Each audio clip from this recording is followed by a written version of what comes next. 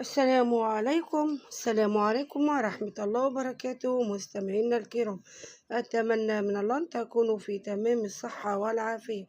لو أول مرة بتتابعونا على القناة من فضلك اشترك في القناة وفعل زر الجرس ليصلك كل جديد.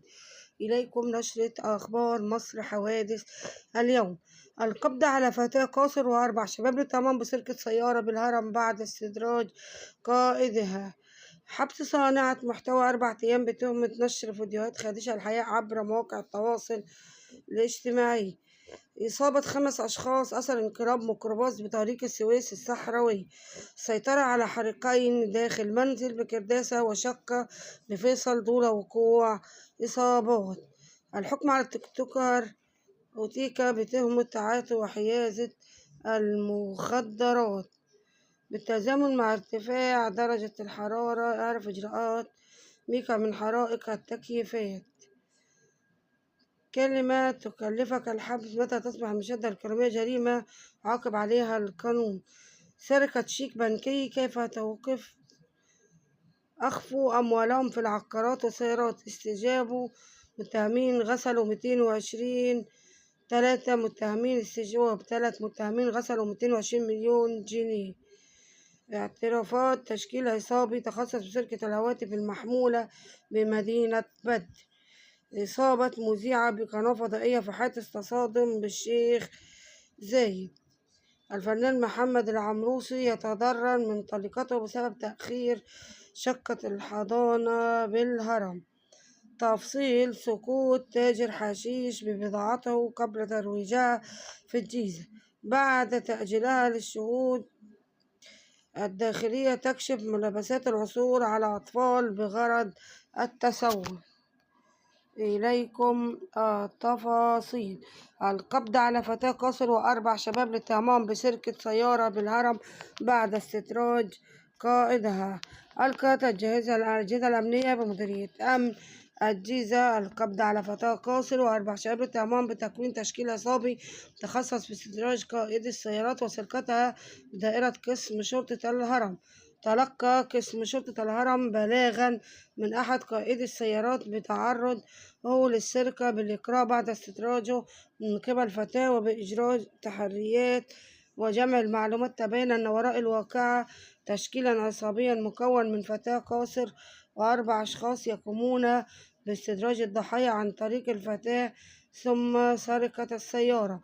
وعقب تقنين الإجراءات تم ضبط المتهمين ال5 وبحوزتهم السيارة المسروقة. بمواجهتهم أقروا بارتكاب الواقعة وتم اتخاذ الإجراءات القانونية اللازمة حين الواقعة وتحرير المحضر اللازم لاختيار النيابة العامة لمباشرة التحقيق.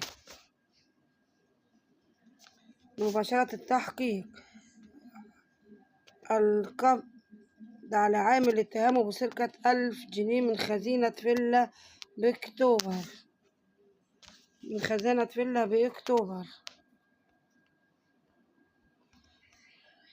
ألقت رجال المباحث مديرية أمن الجيزة القبض على عامل اتهامه بسرقة خزينة تحتوي على مبلغ مالي من داخل فيلا بكومباوند سكني بمدينة 6 أكتوبر مستغلا سفرا مالكها وتم حالتها النيابة المختصة للتحقيق. وتلقت مديرية أمن الجيزة بلاغا يفيد بسرقة خزينة حديدية تحتوي على مبلغ 50,000 جنيه من داخل فيلا بكومباوند في مدينة 6 أكتوبر. بجهات التحريات تبين وراء ارتكاب الواقعة أحد العمال المتمردين على الكومباوند العمل به سابقا وأنه استغل سفر مالكها لارتكاب الجريمة.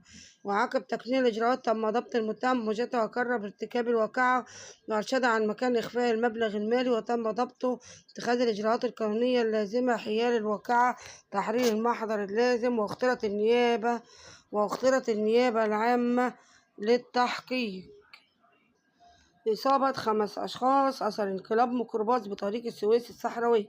أصيب 5 أشخاص بسبب حادث انقلاب الميكروباص أعلى طريق السويس الصحراوي ونقلوا إلى المستشفى وحرروا محضر بالواقعة.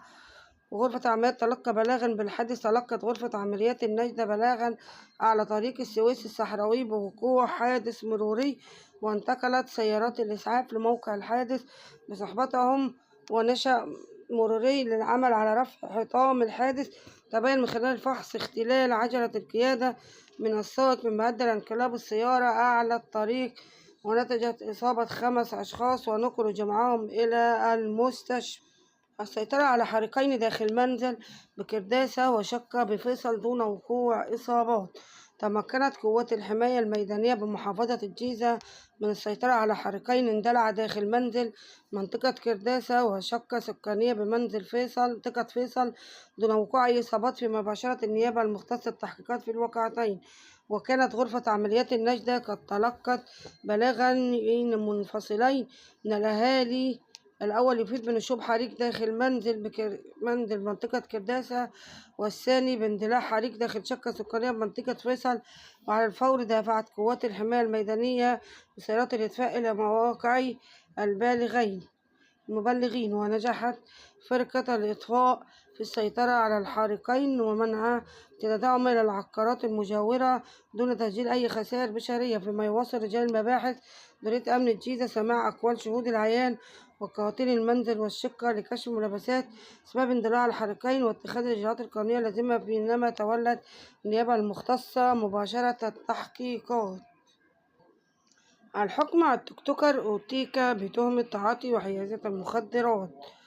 اليوم تصدر محكمة جنايات القاهرة المنعقدة بالتجمع الخامس اليوم الأربعاء حكمها على التيك توكر أوتيكا طليق البلوجر هدير عبد الرازق في اتهامه بحيازة تعاطي المواد المخدرة.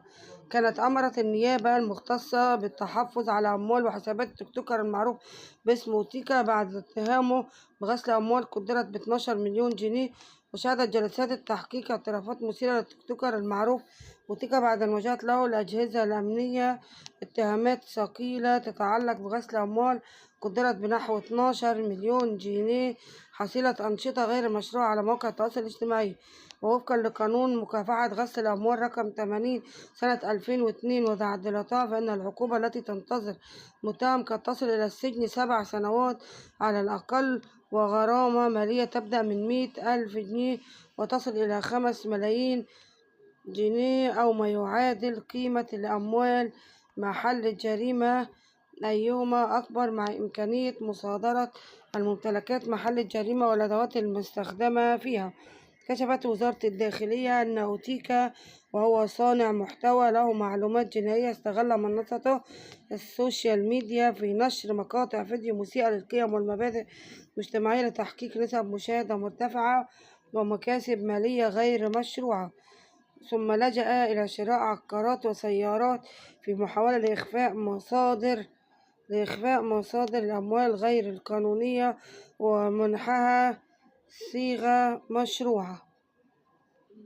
إصابة مذيعة بقناة فضائية في حادث تصادم بالشيخ زايد. أصيبت مذيعة بإحدى القنوات الفضائية بكدمات وجروح متفرقة أثر وقوع حادث تصادم بين سيارتها وسيارة نقل ثقيل بمدينة الشيخ زايد محافظة الجيزة، وتم ضبط السائق. اختارت النيابة للتحقيق. وتلقت غرفة عمليات النجدة بمديرية أمن الجيزة بلاغا يفيد وقوع تصادم في الشيخ زايد، وبإجراءات التحريات تبين إصابة مذيعة بقناة فضائية بكدمات وسحاجات متفرقة بالجسم، وتم نقلها إلى المستشفى لتلقي الرعاية الطبية اللازمة.